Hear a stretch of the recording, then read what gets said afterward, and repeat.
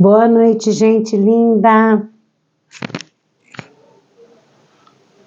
Nós trouxemos para a nossa reflexão hoje uma pequena passagem que está lá no principinho do Evangelho de Mateus.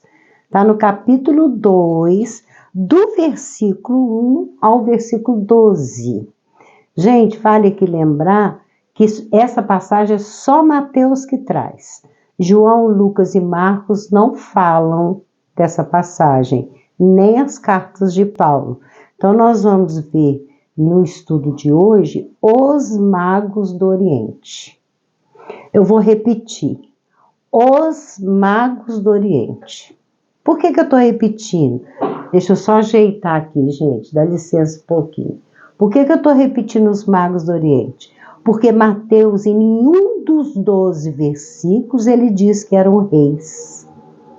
Onde que tiraram que eles eram reis ou príncipes ou alguma autoridade nesse campo aí do reinado, da política? Magos do Oriente. E outra coisa, Mateus também não fala que eram 3, não. A gente deduz que a Igreja Católica chegou à conclusão que eram 3 porque são 3 presentes. Mas e se fossem 5 ou 10 magos e que só 3 levaram? Aqui não fala, nem que eles eram reis e nem que eram 3 magos. O que é um mago? É o estudioso da magia.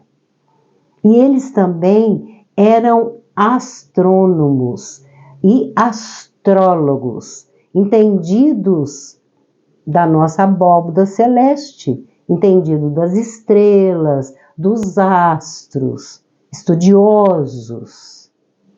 E eles, estudiosos do Velho Testamento, eles entenderam, está lá em Isaías, que quando brilhasse no céu, na direção do Oriente, é onde iria nascer o Redentor, o Salvador, o Messias. Estudiosos das estrelas. Então, Mateus inicia assim. Gente, eu esqueci de dizer que eles também eram entendidos em química,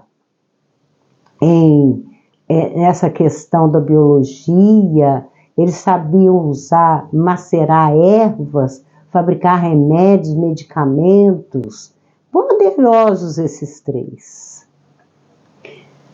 E tendo nascido Jesus em Belém da Judéia, no tempo do rei Herodes, eis que uns magos, olha só, uns magos vieram do Oriente a Jerusalém. Jerusalém, todo mundo sabe que é a capital de Israel, né? E ali, uma cidade muito grande e toda ela muito, muito vigiada pela guarda romana, pelo governo romano e governada por um tirano chamado Herodes. Então, eles vieram seguindo a direção daquela estrela, dizendo: onde está aquele que é nascido rei dos judeus? Porque vimos a sua estrela, olha só, nós vimos a sua estrela no Oriente e viemos a adorá-lo. Por que a estrela de Jesus? É aqui nesse ponto que eu vou contar uma fofoca para vocês. Vocês acham? Eu já falei sobre isso. No mundo espiritual também tem fofoca e eles trazem essas fofocas para a gente. Quem afirma isso é Jean Valjean, que é o responsável pela terceira onda chamada revelação cósmica. Então, eles relataram que não era uma estrela, que aquilo era uma nave que trouxe Jesus de muito, muito, muito longe. O planeta de Jesus se chama Orbum. É muito, muito, muito, muito longe, porque é muito evoluído. precisou de uma nave para trazer Jesus, e nós sabemos, quando estudamos as profecias de Isaías, que Jesus precisou de milênios para se preparar para essa descida no plano carnal, aqui no planeta Terra, na periferia da galáxia, que é a Via Láctea. Nosso planetinha azul recebeu um dos maiores espíritos que desceu para vir para a carne, exatamente para nos ajudar. Então, quando nós temos os estudiosos que falam que é uma nave, e se a gente for analisar, ela ficou parada em cima de Belém. Ela não pode ser uma estrela, porque a estrela não fica parada. Se você sair ali fora agora, que hora que é agora? Deve ser umas 22 horas. Se você sair ali fora agora e fixar uma estrela, e voltar ali 2 horas da manhã, 3 horas, 4 horas, ela já não está naquele lugar mais. Como que aquela estrela ficou estacionada, jogando seus raios exatamente em cima de Belém, onde Jesus havia nascido.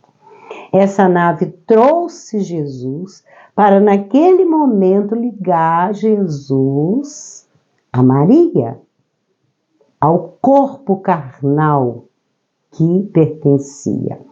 Pô, Regina, mas você não fala que a reencarnação ela acontece poucas horas depois da relação sexual?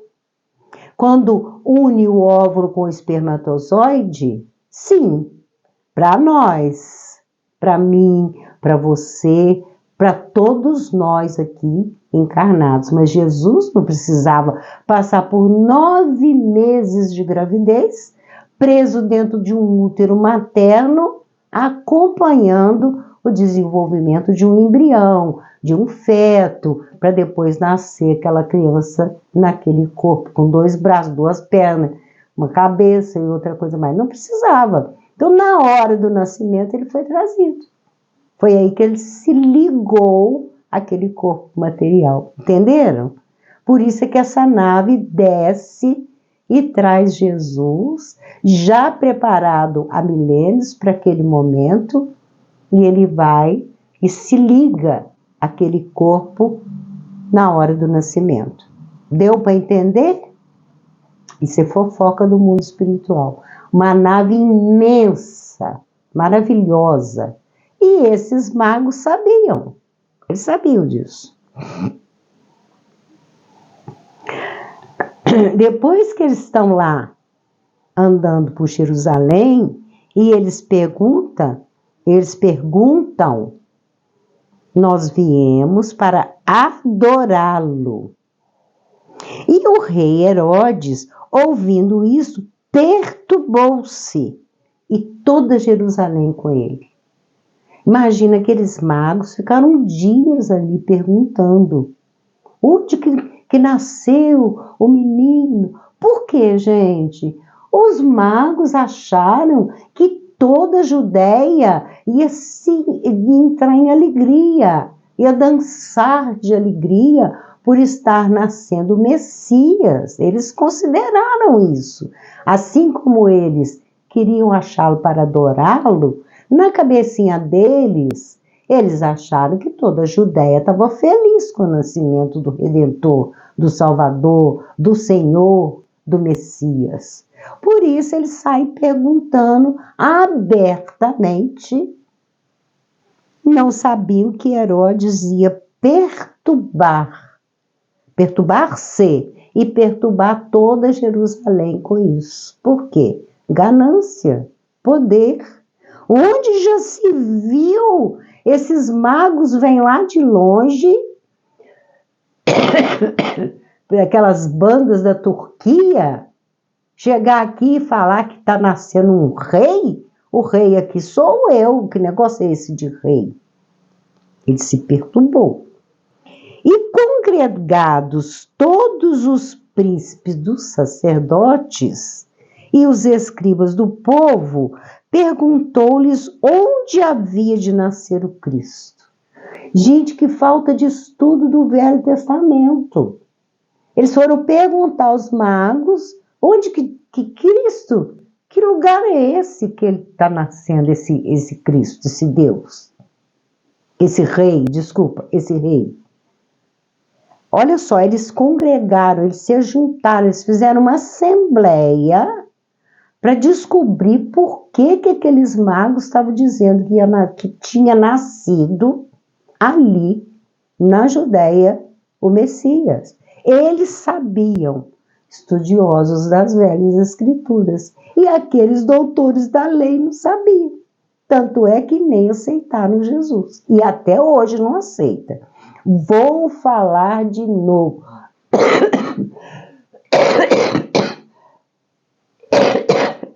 Desculpa, gente. Eu vou falar de novo. Para de fazer excursão para Israel para adorar Jesus. Israel não aceita Jesus, não, gente. Eles esperam uma Machia deles até hoje. Então, outro dia eu vi uma bandeira da Palestina e escrito assim embaixo, Jesus. Não entendi. Sabia que se você ficar fazendo culto lá, perto daquele Muro das Lamentações, você pode ser apedrejado. Sabe por quem? Israel treinou um grupo enorme de crianças que ficam tilintando, brincando por ali, e se algum desses turistas cismar de abrir o Novo Testamento e ficar falando de Jesus, essas crianças apedrejam. Elas expulsam a pessoa dali. Para com isso. Então, eles se congregam, eles fazem uma assembleia para interrogar os magos, que lugar é esse, que Cristo é esse, que Jesus, que rei é esse. E eles lhe disseram, em Belém da Judéia, porque assim está escrito pelo profeta. Agora aqui também eu tenho uma pergunta para fazer, né, gente? Você sabe que eu sou inquiridora. Se eles sabiam que era em Belém, por que eles ficaram dias ali em Jerusalém arrumando aquela confusão? Por que eles não perguntaram onde que fica Belém, gente? A gente quer ir lá. Inocência. Eles acharam que toda a Judéia está em festa pela chegada do Redentor. Olha isso.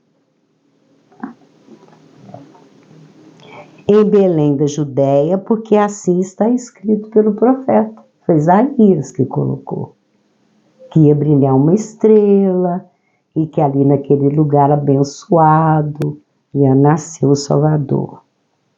E tu, Belém, terra de Judá, de modo nenhum és a menor entre as capitais de Judá, porque de ti sairá o guia que há de apacentar o meu povo de Israel. Isso aqui é Velhas Escrituras, tá, gente? Lá os profetas do Velho Testamento dizendo que ele ia nascer em Belém, mas que Belém não precisava se humilhar por ser pequenina. Belém era uma cidadezinha muito pequenina.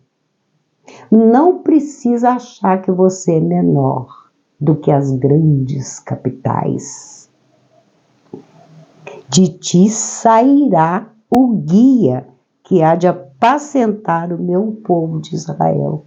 Isso é lá nas Velhas Escrituras, Deus falando com um daqueles profetas, que agora no momento eu não me lembro qual, mais precisamente deve ser Isaías.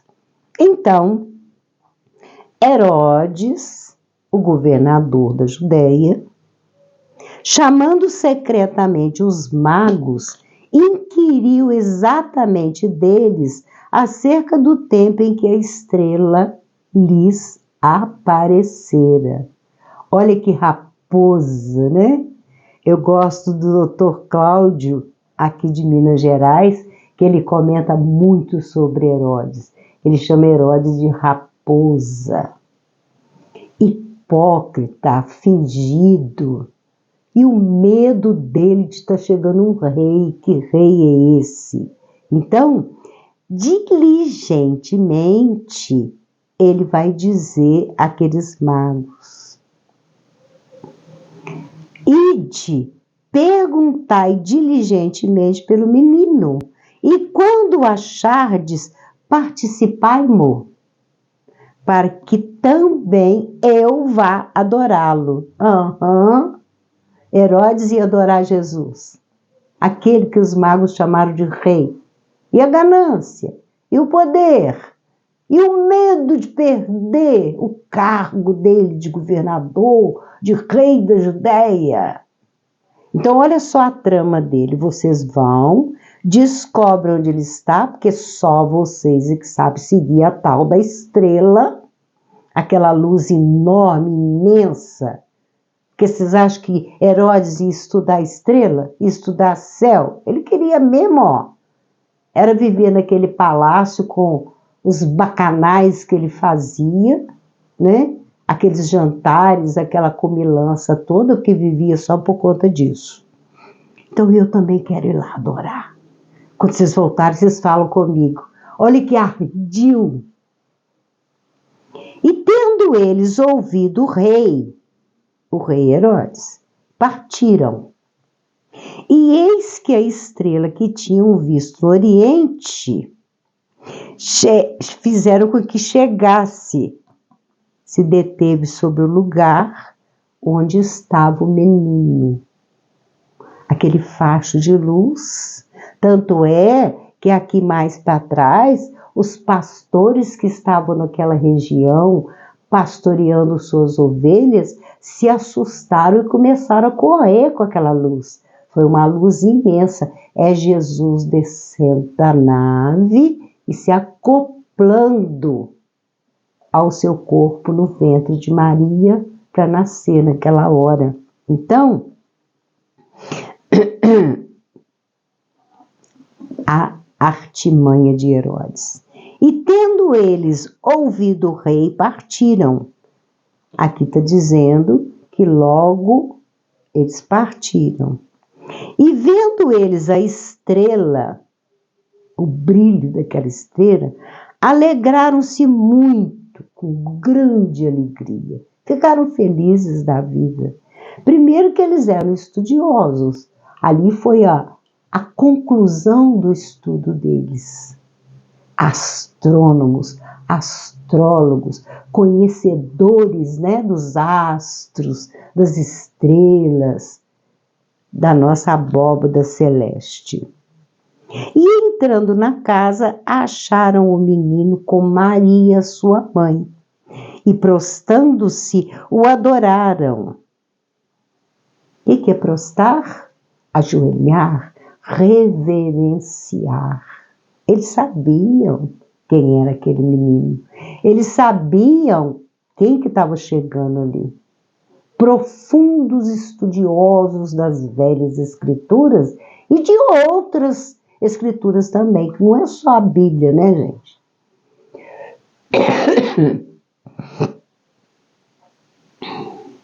E abrindo seus tesouros, lhe ofertaram dádivas. Quais que eram as dádivas? Todo mundo sabe. Fala aí para mim. Quais que foram os presentes que eles levaram? Ouro, incenso e mirra. O ouro todo mundo sabe. Por que que eles deram ouro a Jesus? Ouro de realeza, reconhecendo que ele é um rei. Deram também o incenso. O que é o incenso? Eles estudiosos dos poderes aí da fumaça, da interferência na atmosfera, né? Da interferência na psicosfera. Era aquele incenso em que você alia ao fogo, que você coloca o fogo e faz aquele perfume no ambiente, como é que eu vou colocar? Limpando. É a forma aqui mais simples que eu achei.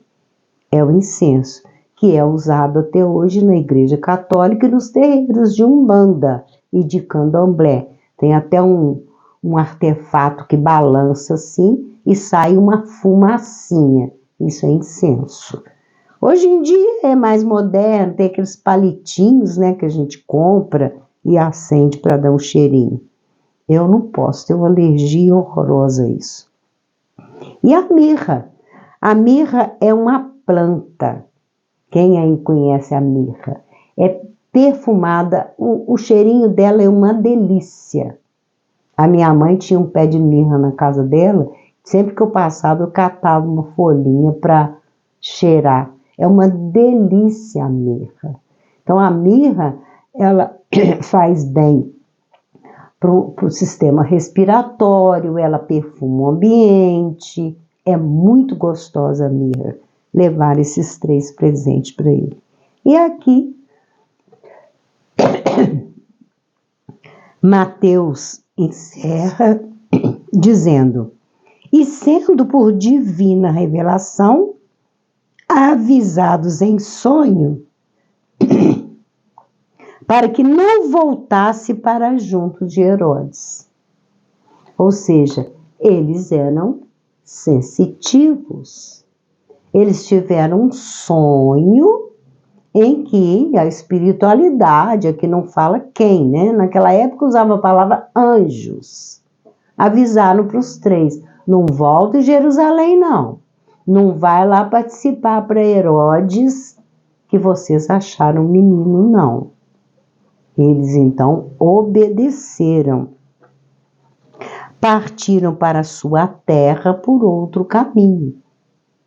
Herodes deve ter ficado, né, com aquela raiva, aquele ódio deles, porque eles não obedeceram a Herodes. É aí que a gente sabe da matança, né? Herodes manda matar todas as crianças com idade até 2 anos para atingir Jesus. Aí já é um outro estudo e que o anjo manda José seguir para as terras do Egito para evitar que Jesus fosse morto por esse tirano, assassino, infanticida. Foi um horror o que ele fez com as crianças, com as pobres das mães, dos pais, dos avós, matando todas as crianças. Fica aí então, nós vamos trazer esse estudo para algum dia aí, que é a matança dos inocentes.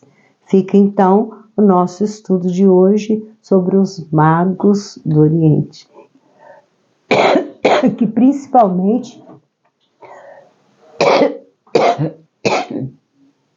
nós aprendemos que não tem nada que testifica que eram 3 e que eles eram reis.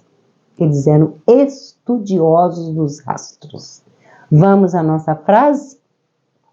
Nossa frase é diferente. Para quem não viu da última vez, nós fizemos uma outra, porque completou 1 ano que nós estudamos aquela frase sobre a misericórdia. Agora nós entramos com uma frase sobre o amor, em que Jesus vem dizer: um novo mandamento vos dou, que vos ameis uns aos outros. Essa frase está em João, no evangelista João, no capítulo 13, no versículo 34. Um novo mandamento, viu, gente? Não é ensinamento só, não. É um mandamento. Que vos ameis uns aos outros. O planeta Terra não precisa de mais nada. Ele só precisa de amor. Quando nós amamos uns aos outros, nós respeitamos, nós acolhemos, alimentamos, nós vestimos, nós entendemos e nós lutamos pela vida, pela preservação da vida, qualquer vida, mineral, vegetal, animal, hominal. Nós não sacrificamos, nós não lutamos, nós usamos armas, nós amamos. Um novo mandamento, ele quer dizer que ele está complementando os 10 mandamentos. Amai-vos uns aos outros. Numa outra passagem ainda diz mais: amai-vos uns aos outros como eu vos amei. E quem ama não sacrifica. Quem ama não faz guerra. Quem ama não pratica feminicídio, infanticídio, abusos, torturas. Não. Quem ama não corrompe, não rouba. O planeta ideal, aquele que Jesus idealizou e que até hoje não se concretizou. Vamos ao nosso presente. Gente, eu amei. Eu envelheci essa garrafa. Olha, eu envelheci. É uma pastinha que a gente passa em cima da tinta preta. Primeiro a gente pinta ela toda de preto. Depois a gente passa essa pastinha. Claro que eu dei uma colorida. Isso aqui é aquelas toalhinhas que a gente faz caminho de mesa. Tem gente que põe na geladeira. Toalhinha de plástico. Eu recortei, tá vendo? Enfeitei. E o formato dela, né, gente? Deu um sombreado verde. Esse fundinho aqui é dela mesmo.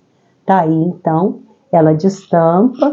Você pode fazer jarra com ela. Colocar uma florzinha. Claro que é artificial. Não pode levar água, tá, gente? Fica aí, então. Eu amei essa garrafa. Fica aí de presente para quem quiser. E junto com o presente, eu envio um beijo no coração de todos vocês que têm a paciência de me ouvir.